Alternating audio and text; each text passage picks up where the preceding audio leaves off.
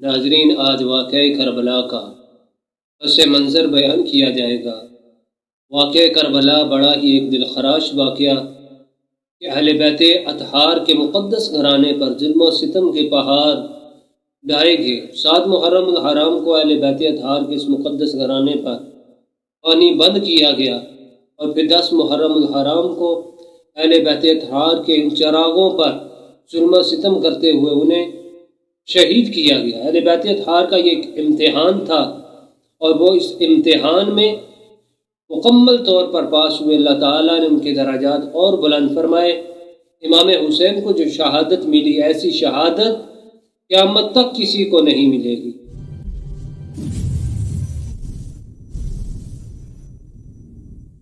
اعوذ باللہ من الشیطان الرجیم، بسم اللہ الرحمن الرحیم۔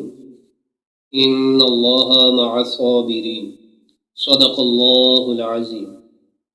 دشت بلا کو عرش کا زینہ بنا دیا، جنگل کو مصطفیٰ کا مدینہ بنا دیا، ہر ذرے کو نجف کا نگینہ بنا دیا، تو نے حسین مرنے کو جینا بنا دیا۔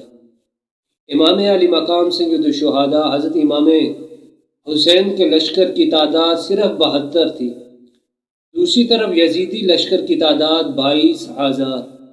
عمر بن سعد نے عبید اللہ ابن زیاد کو پھر یہ لکھا، یہ 22,000 بندے تھوڑے ہیں اور سپاہی بھیج۔ عمر بن سعد کو عبید اللہ ابن زیاد نے کہا کہ تم پاگل تو نہیں، 72 کا 22,000 کتنے بڑے لشکر کے ساتھ کیا مقابلہ ہو سکتا ہے؟ اس نے کہا تمہیں معلوم نہیں یہ لوگ کون ہیں؟ وہ کہنے لگا یہ حضرت مولا علی مشکل کشا کی اولاد ہیں، اور ان میں ایک ایک شخص 1,000 کے ساتھ مقابلہ کرنے کی طاقت رکھتا ہے۔ اصل میں جو بھی دنیا میں حوادث اور جو واقعات پیش آتے ہیں، ان کے پیچھے کوئی نہ کوئی پس منظر ہوتا ہے، کوئی نہ کوئی واقعہ اور معاملہ ہوتا ہے۔ واقعہ کربلا کے پیچھے بھی معاملہ تھا۔ سیدنا حضرت علی المرتضیٰ رضی اللہ تعالی عنہ کو وصال کے بعد حضرت امام حسن خلیفہ بنے، تو پھر حضرت امیر معاویہ خلیفہ بنے۔ حضرت امام حسن رضی اللہ تعالی عنہ نے حضرت امیر معاویہ کو خلیفہ بنا دیا، اور متفقہ طور پر مسلمانوں کے وہ خلیفہ بنے۔ حضرت امیر معاویہ رضی اللہ تعالی وارضہ، آپ کو جب خلافت ملی، اور صحیح بخاری شریف نبی پاک صلی اللہ تعالی علیہ وآلہ وسلم کا ارشاد کہ میرا بیٹا حسن یہ سردار ہے، یہ مسلمانوں کی 2 بڑی جماعتوں میں صلح کرائے گا، اور وہ صلح امام حسن نے کرائی اور خلافت حضرت امیر معاویہ کو دے دی۔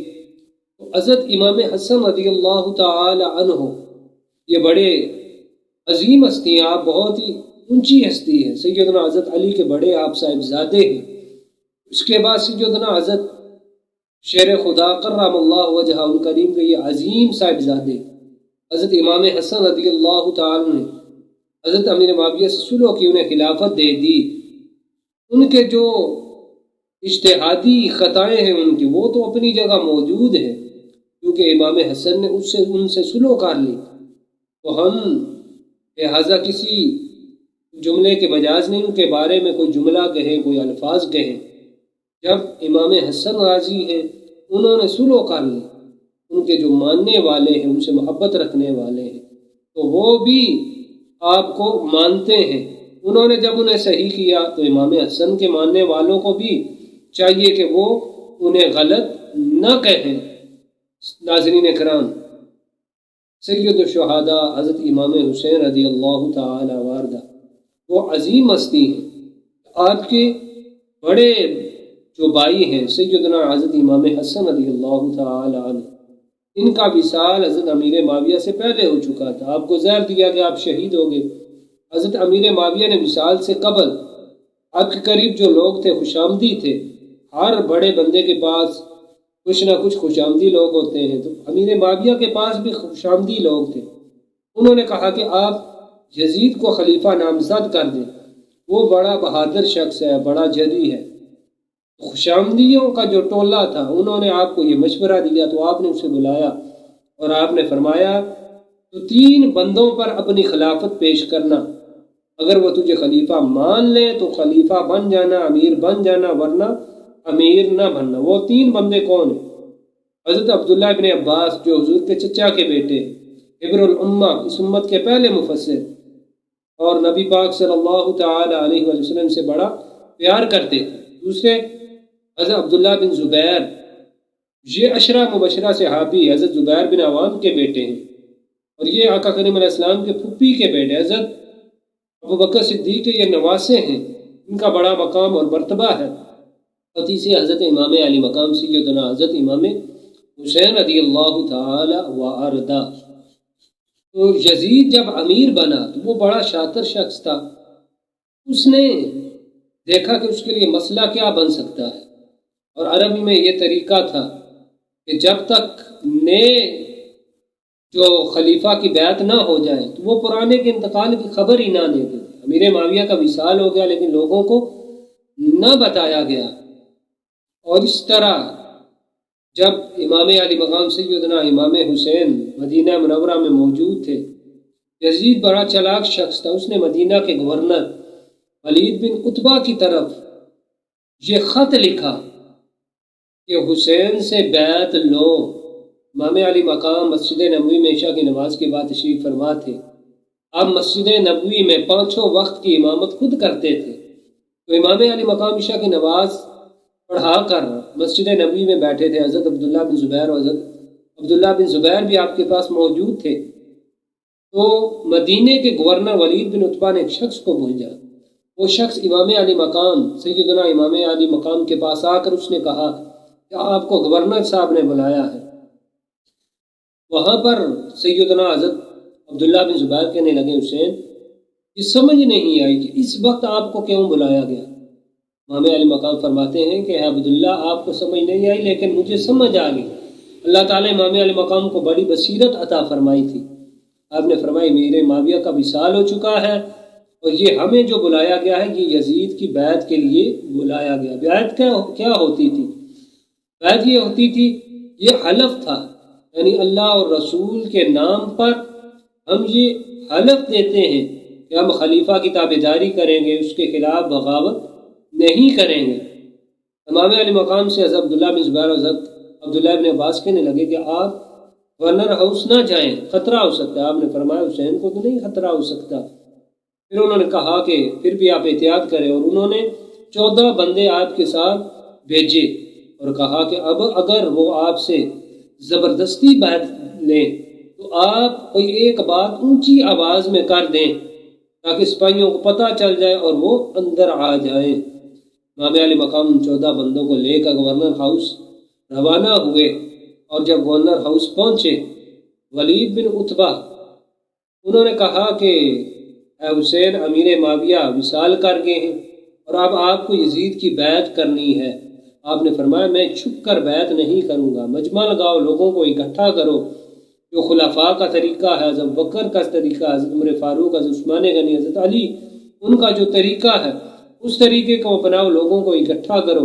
اگر لوگ اس کی بیعت کریں گے تو میں بھی بیعت کر لوں گا، پھر ہم بھی غور کریں گے۔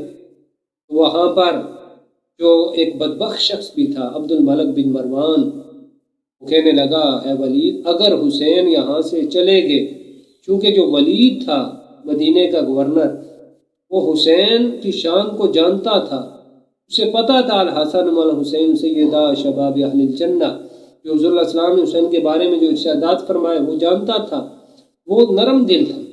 جو ملک بن مروان کہنے لگا اس ولید کے کان میں کہ ان سے بیعت لو یا انہیں کہو کہ جنگ کے لیے تیار ہو جاؤ۔